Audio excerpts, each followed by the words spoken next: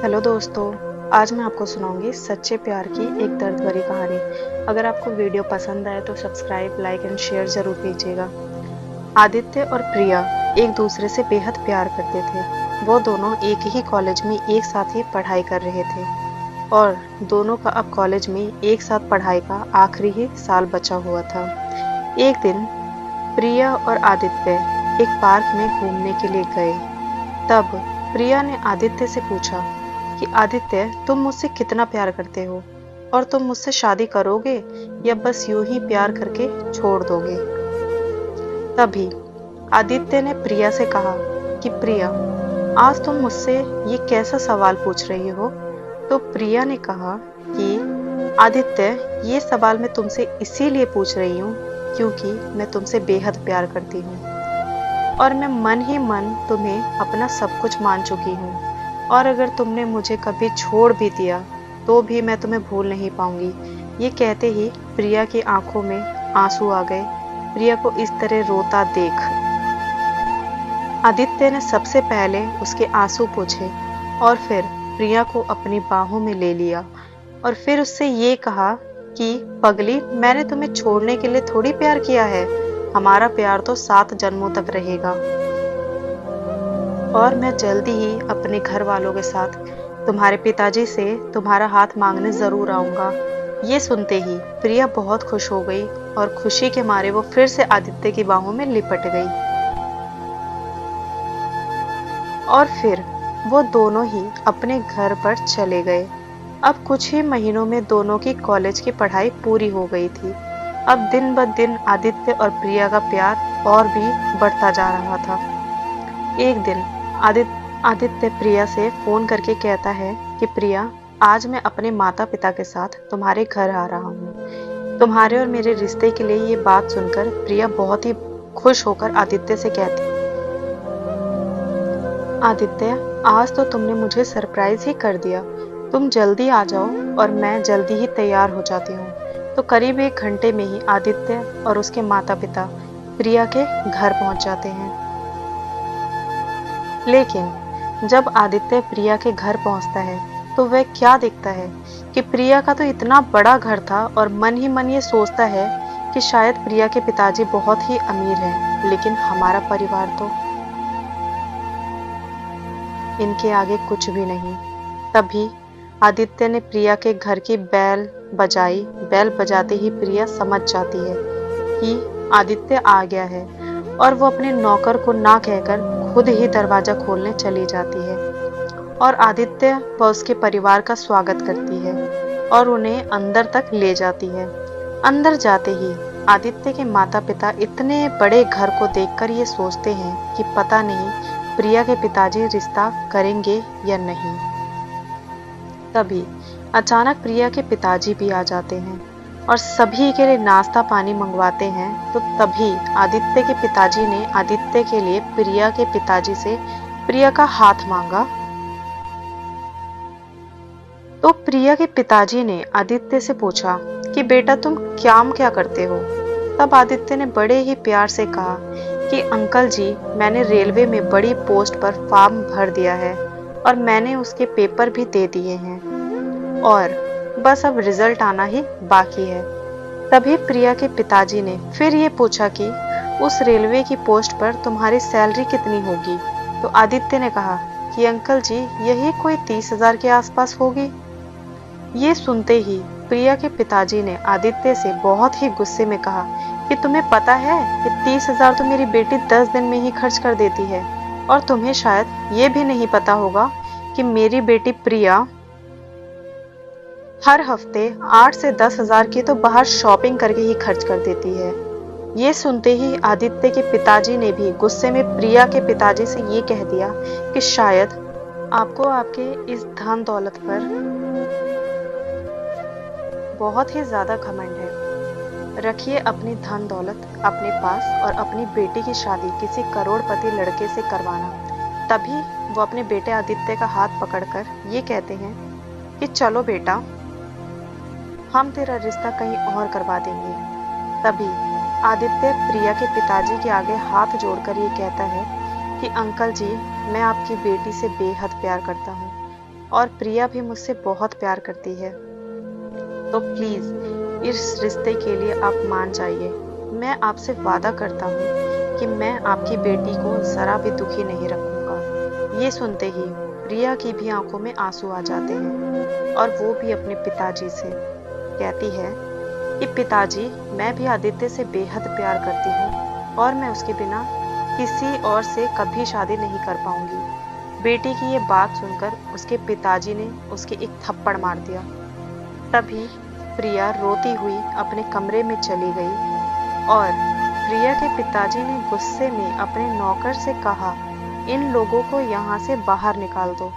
ये सुनते ही आदित्य और उसके माता पिता बड़े ही निराश होकर प्रिया के घर से चले गए और जल्द ही प्रिया के पिताजी ने प्रिया की एक बड़े घर में शादी तय कर दी और उन्होंने उसकी जबरदस्ती 1 महीने के अंदर सगाई भी करवा दी। उधर आदित्य की रेलवे में नौकरी भी लग चुकी थी। तब एक दिन अचानक प्रिया ने आदित्य को फोन करके ये कहा कि आदित्य, तुम कहाँ चले गए थे? मैंने कितनी बार तुम्हारा नंबर मिलाया लेकिन तुम्हारा नंबर बंद जा रहा था और मैंने अपनी सहेली को भी कितनी बार तुम्हारे घर पर भेजा था मगर तुम्हारे घर तो ताला लगा हुआ था। फिर मुझे तुम्हारे एक दोस्त मिला तो मैंने उससे तुम्हारा नंबर लेकर तुम्हें फोन किया। मेरे पिताजी ने मेरी सगाई जबरदस्ती ही किसी और से करवा दी लेकिन मैं तुम्हारे बिना नहीं रह सकती। तुम जल्दी यहाँ आ जाओ आदित्य, वरना मैं अपनी जान दे दूंगी। तब आदित्य ने कहा कि प्रिया, मैं भी तुमसे बेहद प्यार करता हूँ लेकिन प्लीज तुम ऐसा कोई भी कदम मत उठाना जिसकी वजह से तुम्हारे घर वालों को शर्मिंदा होना पड़े। और प्रिया, अगर हमारा प्यार सच्चा होगा तो हमें मिलने से कोई भी नहीं रोक सकता। और प्रिया, अगर हमने घर से भागकर शादी कर भी ली तो तुम्हें पता है जीवन के आने वाले वक्त में हमारे बच्चे भी ऐसे ही करेंगे और फिर हमें भी बहुत शर्मिंदा होना पड़ेगा। इसीलिए प्रिया, हमारे प्यार पर पूरा विश्वास रखना चाहिए और उस भगवान पर भी जिसने हम दोनों को सच्चा प्यार करवाया। अब बस तुम वैसा ही करो जैसा तुम्हारे घर वाले तुमसे कह रहे हैं। ये बात कहते हुए आदित्य की आंखों में आंसू आ रहे थे लेकिन उसने अपना सारा दर्द छुपाते हुए प्रिया को गलत कदम उठाने से बचा लिया।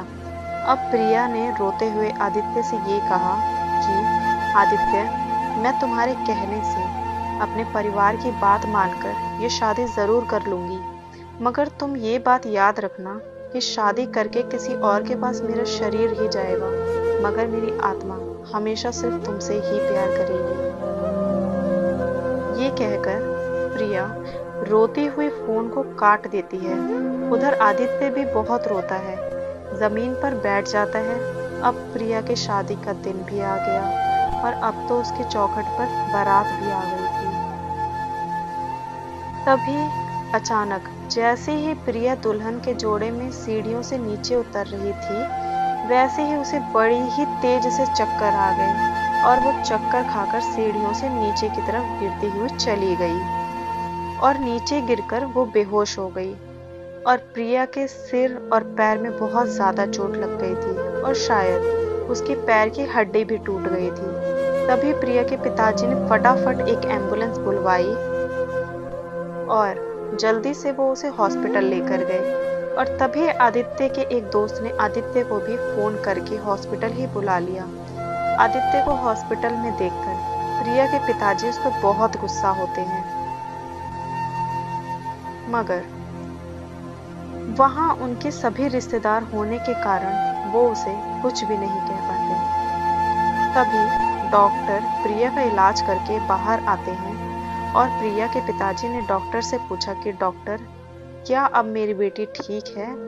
तब डॉक्टर कहता है कि उनके पैर की हड्डी कुछ ज्यादा ही टूट गई है, इसीलिए हमने उसका छोटा सा ऑपरेशन कर दिया है और हाँ, अब शायद उसका पैर हल्का सा टेढ़ा भी रहेगा। ये कहकर डॉक्टर वहां से चला जाता है। तब प्रिया के पैर के बारे में सुनकर प्रिया के होने वाले ससुर ने उसी वक्त प्रिया से अपने बेटे की शादी करने के लिए बिल्कुल ही मना कर दिया। तभी प्रिया के पिताजी उसके आगे हाथ जोड़कर कहते हैं कि समधी जी, आप इस शादी के लिए कैसे मना कर सकते हैं? हमारी सारी तैयारियां हो चुकी हैं।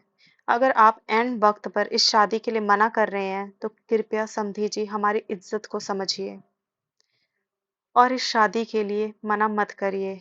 आप चाहे तो मुझसे 10 से 15 लाख रुपए और ले लीजिए, मगर मेरी बेटी को अपना लीजिए और मैं कुछ भी करके अपनी प्रिया का पैर बिल्कुल ठीक करवा दूंगा। तभी दूल्हे का बाप प्रिया के पिताजी का हाथ हटाते हुए गुस्से में कहता है कि मैं तुम्हारी औकात ही क्या है मेरे सामने? तुम मेरे बेटे को क्या 10-15 लाख रुपए में खरीदना चाहते हो?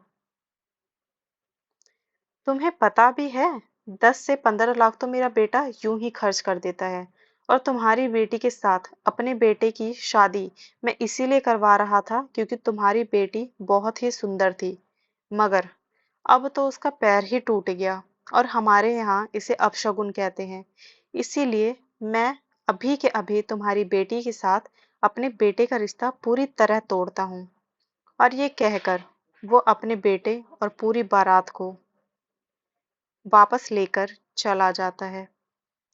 और इस बात से दुखी होकर प्रिया के पिताजी हॉस्पिटल में ही बहुत रोने लग जाते हैं और उन्हें वो सारी बात याद आ जाती है जो उन्होंने आदित्य के पिताजी से कही थी और उनकी बहुत बेइज्जती भी की थी। उसी तरह आज उनकी भी बेइज्जती हो गई और पैसा भी धरा का धरा ही रह गया।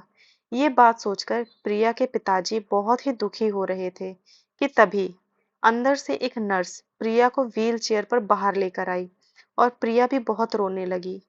तभी प्रिया के पिताजी ने रोते हुए प्रिया से कहा कि बेटी, अभी अभी तेरे होने वाले ससुर ने ये रिश्ता तोड़ दिया।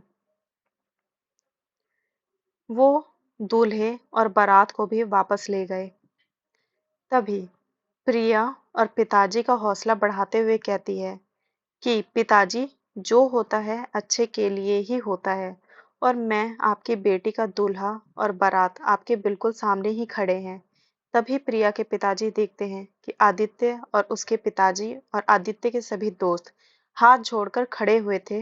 तभी प्रिया अपने पिताजी से कहती है कि पिताजी, अब फैसला आपके हाथों में है कि आपको अपनी धन दौलत के बराबरी वाला लड़का चाहिए या आपकी इज्जत करने वाला और मुझसे सच्चा प्यार करने वाला।